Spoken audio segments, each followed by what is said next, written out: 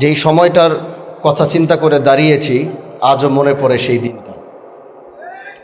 মাদ্রাসায় পড়তাম তখন।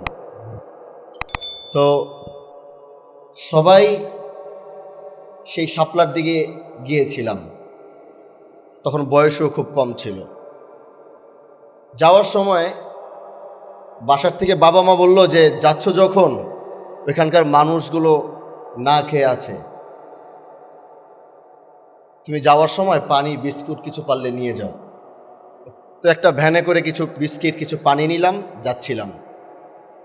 রাস্তায় মানুষ আমাদেরকে ধরে ধরে বলছে, কেউ এসে পানির বোতল দিচ্ছে, কেউ এসে বিস্কিটের প্যাকেট দিচ্ছে। যে এক মায়া দেখেছিলাম। তখন এই দেশের মানুষ যারা আমাদের মতো আলেম সমাজ, ছাত্র সমাজ ওই সময় দাঁড়িয়েছিল,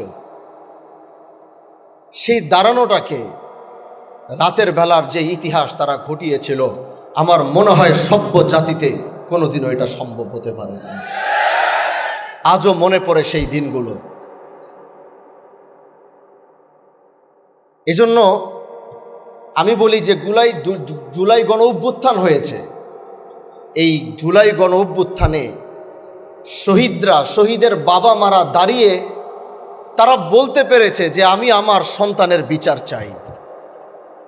মা দাঁড়িয়ে বলেছে আমি আমার সন্তানের বিচার চাই, বাবা দাঁড়িয়ে বলেছে আমি আমার সন্তানের বিচার চাই, ভাই দাঁড়িয়ে বলেছে আমি আমার ভাইয়ের বিচার চাই, বোন দাঁড়িয়ে বলেছে আমি আমার ভাইয়ের বিচার চাই।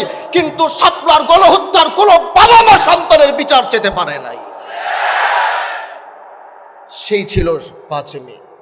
সেই শাপলার ইতিহাসের একজন বাবা ঠিক মতো দাঁড়িয়ে, একজন ভাই ঠিক মতো দাঁড়িয়ে, একজন মা ঠিক মতো দাঁড়িয়ে তার সন্তানের বিচার চেতে পারে নাই। এরকম 17 বছরের জিনজালে আমাদেরকে আবদ্ধ করে রাখা হয়েছিল।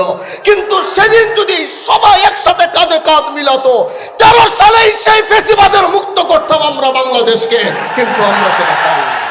এজন্য প্রিয় ভাইরা আমার, প্রিয় ভাইরা আমার, প্রিয় ভাইরা আমার, এই শাপলা আমরা ধারণ করি।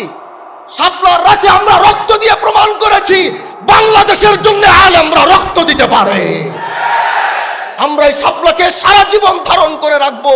বাংলাদেশের স্বার্থে, দেশের স্বার্থে, ইসলামের স্বার্থে যখনই প্রয়োজন হবে এই শাপলা তখনই দাঁড়িয়ে ইসলামের পক্ষে আওয়াজ তুলবে। এজন্য আজ মাওলানা মামুনুল হক দামাত বারাকাতুহুম তিনি এই স্মৃতি সংসদকে ধরে জাতিকে স্মরণ করাচ্ছে যে শাপলা ছিল, 5 মে ছিল, এরকম এক গণহত্যা হয়েছে, আমরা সেটার বিচার পাইনি। এজন্য বর্তমান সরকারকে বলবো পিছনের অনেক ইতিহাস রয়ে গিয়েছে, এগুলোর পিছনে আপনারা একটু নজর দিবেন। একদিকে যেমন শাপলা রয়েছে, 5 মে রয়েছে, আরেকদিকে সেই আর্মি বিডিআরের সেই হত্যাকাণ্ড রয়েছে। এগুলোর বিচার বাংলাদেশের মানুষ দেখতে চায়। এই বিচার যদি না করতে পারেন তাহলে তারা মনে করবে, তারা সেটাই ধারণা করবে আপনারা ব্যর্থ হয়েছেন, আপনারা সেটা পারেন নাই। এজন্য আজ শাপলা স্মৃতি সংসদ থেকে সবাইকে সামনে নিয়ে হাজী শরিয়তুল্লাহর বংশের একজন সন্তান হিসাবে, বাংলাদেশের একজন সংসদ সদস্য হিসাবে বলছি, আমরা আগামীতে এই 5 মের গণহত্যার বিচার গোটা দেশের সামনে দেখতে চাই এবং সেটা রায় করতে হবে। সেই রায়ের বাস্তবায়ন বাংলাদেশের আলেম সমাজ, ছাত্র সমাজ, সর্বস্তরের মানুষ দেখতে চায়। কি বলেন ইনশাআল্লাহ? এই বলে আমি আমার বক্তব্য শেষ করছি। ভালো থাকবেন, সুস্থ থাকবেন। নাসরুম মিনাল্লাহি ওয়া ফাতহুন করিব ওয়া বাশশিরিল মুমিনিন। আসসালামু আলাইকুম ওয়া রাহমাতুল্লাহ।